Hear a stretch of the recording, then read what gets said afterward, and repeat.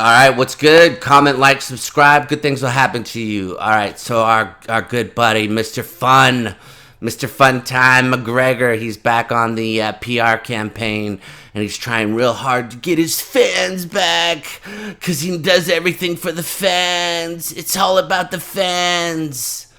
Let's just do a little recap of how his PR campaign is rolling right now. Get a load of the clothes that he's wearing, the little skinny jeans, and his little skinny brown shirt that he's wearing as he's walking. See it? You get a good shot of it?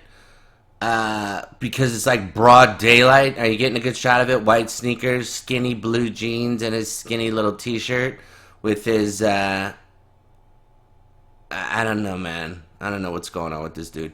Anyway, so he cruises in the bar. And then he walks up, and then, okay, everything ensues. Now let's get to, he gets to this whole point, right? He's got the problem with the old man. We've all seen this video, right? Pours the drink, the old man doesn't want it, blah, blah, blah, yada, yada, yada. And then, this is the weirdest thing, man. This guy wants a rematch with Khabib. Yet, look, he's grabbing his beard. This old man's not even looking at him. Right, this old man up here, he's not even looking at him, and then he cocks, he goes in, full shot. Look, he's jumping in the air, he's trying so hard, and it just kind of rolls off the old man. Now the old man is a sitting frickin' target. He's sitting down, he's not moving, and you can't even hit him with everything you got when he's right next to you. What the hell do you think you're going to do with Khabib, man? And then they usher him out of there because he's such a stud. And by the way, let's just say this, man. This old guy, it's broad daylight, right? And there's a bunch of old dudes in here. Maybe this guy just wants one beer with his buddies and he's going home. Maybe he's got plans. Maybe he's got to go to work later. Maybe him and his wife are doing something. Maybe he's got errands to run. Maybe he doesn't drink hard alcohol. But yet this Conor, his self-worth is so low right now that he needs validation from an old man that he doesn't know about his whiskey. Dude, if your whiskey's selling and enough people are buying it, be happy, be blessed, be grateful. Who cares if this old man doesn't want it? Why would you? This is the bizarrest interaction between two men. And by the way, how could you ever, I don't even, how could you take an old man, even as insults? Let's just say he called your mother a whatever. Who cares? He's an old man. You know what I mean? You just, whatever. Okay, guy, what am I going to do? All right, the reason I pointed out the clothes and the TMZ deal is because look at what Home Scotch is wearing right now. Same brown, tight little deal shirt, same blue jeans, and look at his teeth, man. Look at his teeth. You know what? It's trippy, man, because, how you think about different things? I was thinking about that song, what's that? What was it? White lines, visions, dreams of passion going through my mind. I don't know. That just came to my mind for some reason, man. But, songs come into your head out of the blue all the time. But anyways, did you see his teeth? Look like his teeth were chattering like a million miles an hour. Oh, and then look at Home Scotch later in the night. Still wearing the white sneaks, the blue jeans, and the tight shirt. You know that old saying, punch an old man early in the day, shake an old man's hand late at night.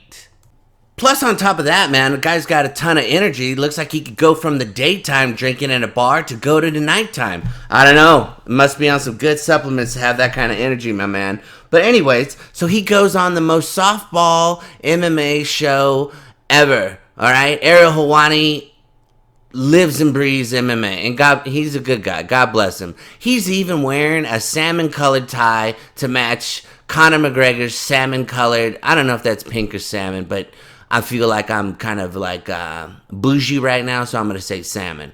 But anyways, it looks pink to me. So he's even matching ties for Conor. I mean, what a guy, right? So I'm sure this was all laid out, and Conor's acting like, "Oh, I'm so busy. I've only got a short amount of time for this stuff." Like, what are you not in a bar in the middle of the day? What's your plans like, homie?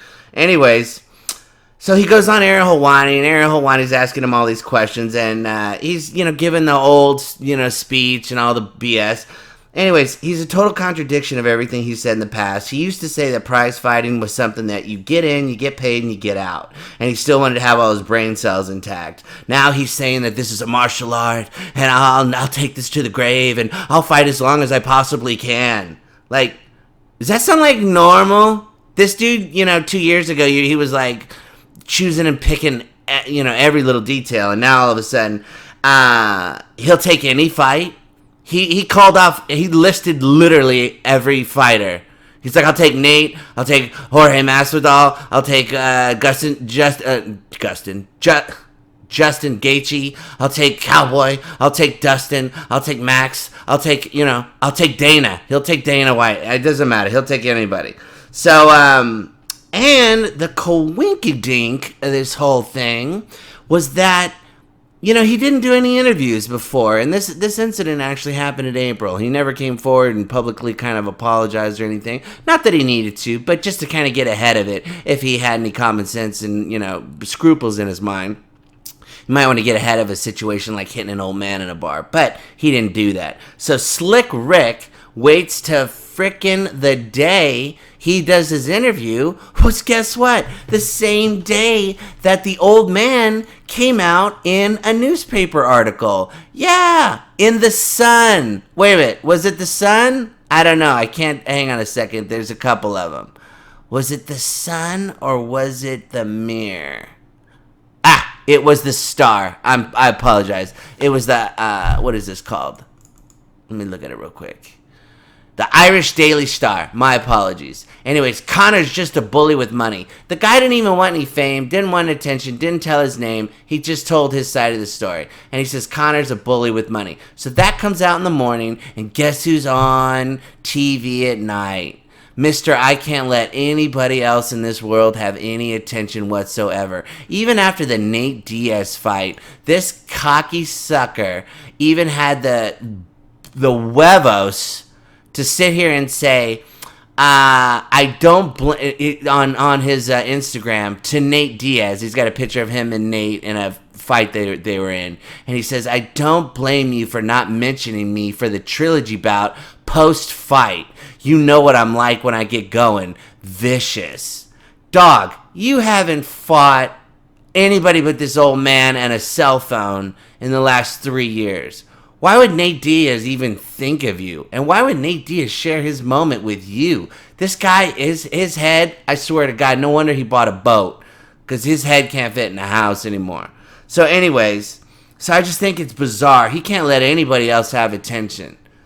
All right, and I'm going to do a video of like this whole guy's thing. Remember when he jumped in the arms of that fighter? Do you remember that? I can't remember that guy's name. I'd have to think about it.